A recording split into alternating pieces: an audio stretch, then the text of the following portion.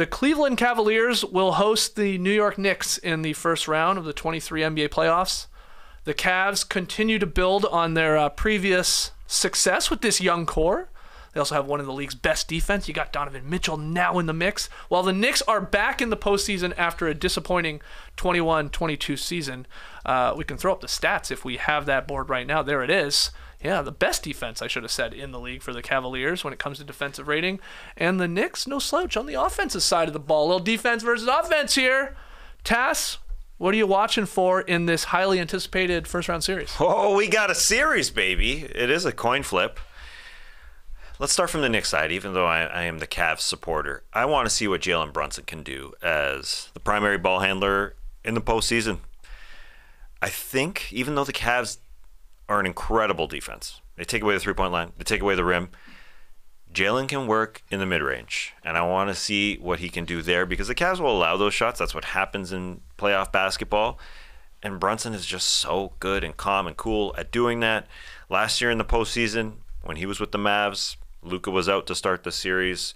He had 3 really good games against the Utah Jazz. He had a 41 in there. You could say he averaged 32. Now the numbers obviously definitely pumped up by that 41-point performance. But he had 3 games over 20 points between 20 and 41. And I think he can be that even against a really good Cavs defense. That's the first thing I'm watching for. He's got to be big. And then that should trickle down to Julius Randle. As Randle, yes, hasn't had a good series in the postseason, really. I mean, as a premier guy, he had that bad series 2 years ago against the Knicks. Against the Hawks in that 5-game series.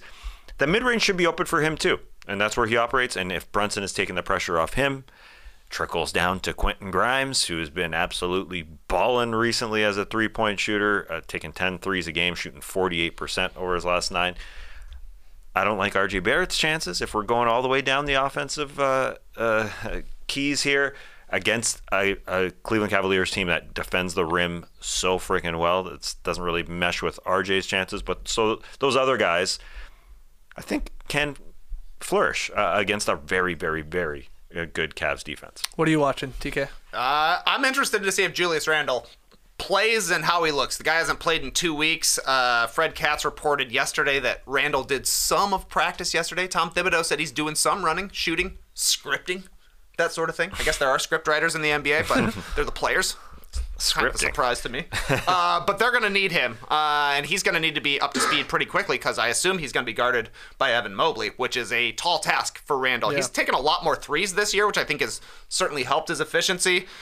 He's going to have to score over Mobley because Jared Allen is going to be waiting inside there. I also think clutch time is going to be super interesting here. The Knicks can put a lot more shooting on the floor, so maybe things open up in the mid-range for Brunson, like you're saying, Tass. But I think both teams really struggle in clutch situations, and it just comes down to who's going to be hotter in the fourth quarters here. Is it going to be Brunson or is it going to be Mitchell? They can both get to the line, they can both get hot, but both teams can go through major droughts offensively in the clutch. So Randle, health would be huge here to give the Knicks a second option because, you know, at least Darius Garland is out there as well with Donovan Mitchell.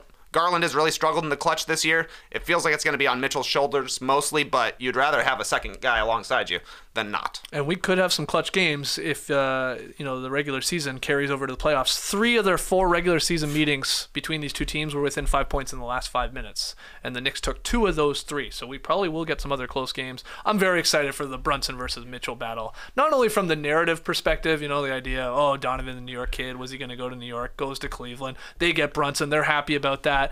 They have the history from last year's playoffs where Brunson was cooking Mitchell off the bounce at times in that series. He had a great series, 25 assists to 2 turnovers in that series too. That's unbelievable. But the last time we saw these guys in the regular season, they went for combined 90. So we're going to have some monster Mitchell and Brunson games here, I think. So very excited for that. What about an X factor in this series? Just get us started, Tass. It is a little too big of a name to be an X factor, I guess, but Darius Garland can be huge for this Mavs team, for this Cavs team. He's had performances throughout this season where Donovan Mitchell just says, hey, it's your turn. But also when Mitchell goes to the bench, Garland just turns it on. And Quentin Grimes, we'll get a lot of minutes on him. and that's going to be difficult for Darius Garland. But the Cavs haven't found their MO when it comes to clutch time. They just haven't found that balance throughout the entire year. It's really weird to say that because Donovan Mitchell can take over, but Garland hasn't found his perfect self, even though he's a great three-point shooter, their best three-point shooter. He can take over, but they haven't found the yin and the yang, really. They haven't been perfect, him and Donovan Mitchell. So he could be sort of non-existent at times, but he can be a freaking all-star. Yeah. He's had a 50-point game this season, and so I think he's that sort of barometer. Will they need all of his points? I don't know. Trey brings up a good point about Mobley stopping Julius Randle. I think that's going to be a tough matchup for Julius Randle if he's not feeling the flow. And will the Knicks have enough points?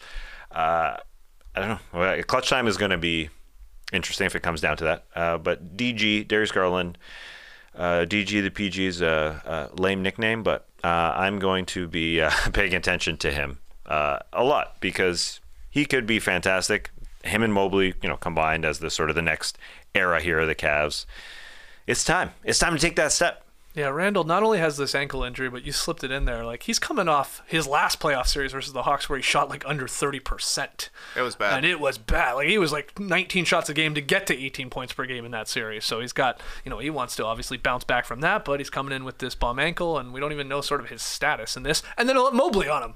One of the guys in the running for Defensive Player of the Year against a great defensive team in Cleveland. So that's going to be tough. What about you for an X factor? I think Mitchell Robinson versus Jared Allen is the swing matchup in this series. Mitchell Robinson led the league in offensive rebound rate. He's terror on the glass in Cleveland since the All-Star break, 29th in defensive rebounding rate, despite the fact that they played 2 7-footers. So I think that's going to be definitely a matchup to watch. Like, whoever is winning the battle between Mitchell Robinson and Jared Allen is getting more possessions for their teams, which then allows them to be more efficient offensively.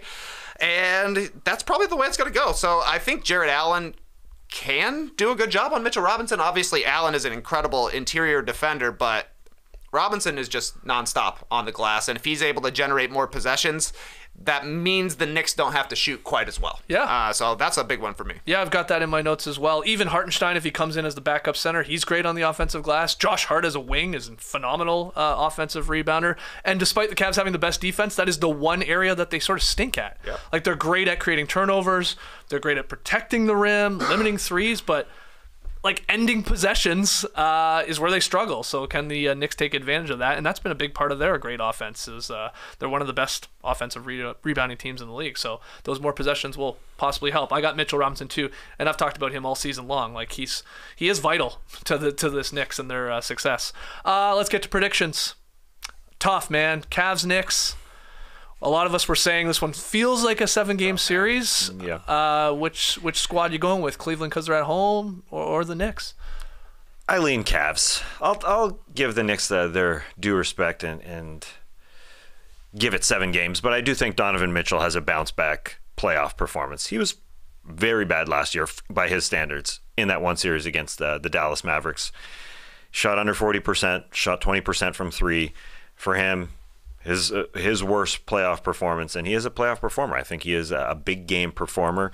We kind of skipped over that, talking about all the supplemental players for the Cavs, but this dude should be their guy at the end of games to not only just at the end of games take over, but just take the pressure off the young Cavs in Garland and Mobley in their first playoff series. I believe in him to bounce back, and I think the Knicks have question marks with their injuries. Jared Allen I don't think he's 100% for the Cavs either, but I believe in Donovan Mitchell to bounce back. It feels storybook-esque. It feels like he will bounce back after that whole Utah thing went sour. Just wasn't right last year. I think he'll be right this year. So Cavs in 7 is where you're going? Yep. What about you, Trey? I think I'm on the same pathway as Tass here. This one, it's crazy. This feels like the tightest series and the series that we've been previewing the most because it feels like they've been locked into 4-5 for such a long time. Now it's finally here. Definitely doesn't feel like the Knicks are an offense-first team, but they definitely are. Mm-hmm. I've seen Tom Thibodeau teams struggle going from an incredible regular season to turning it up a notch in the playoffs. That doesn't always happen. So I think with the Cavs having home court, with questions about Randall's health coming into the series, I got to go Cavs in 7 as well. Oh, man, I'm with you guys. We're going to see 7-7-7s. Everybody wants it, yeah. I know, like the Randall part, I mean, is a big. huge question mark. Like, for them to win the series, he has to not only play, but has to play phenomenally. If he's got a bad ankle, and that sucks. Yeah, but the home court advantage, that's enough for me, because I think it will go 7. So anything can happen, obviously, in a final game, but I'm also ultimately going to go Cleveland in 7 as well. What do you guys say? Where are the Knicks fans at? Let's hear it. If they're going to win, are they going to go in and do it in Cleveland in Game 7? Feels like if the Knicks win the series, it will be in 6 to me. But I think Cleveland's got this one. Cavs are a great home team. Yeah. There's no doubt about that. They do it in a funny way. You know, they got to 31-10, but they always come back. They always let the other team take a lead, and then, yeah, we'll do it now. So Knicks can steal some games. Let's hear from you guys. Let us know in the comments below.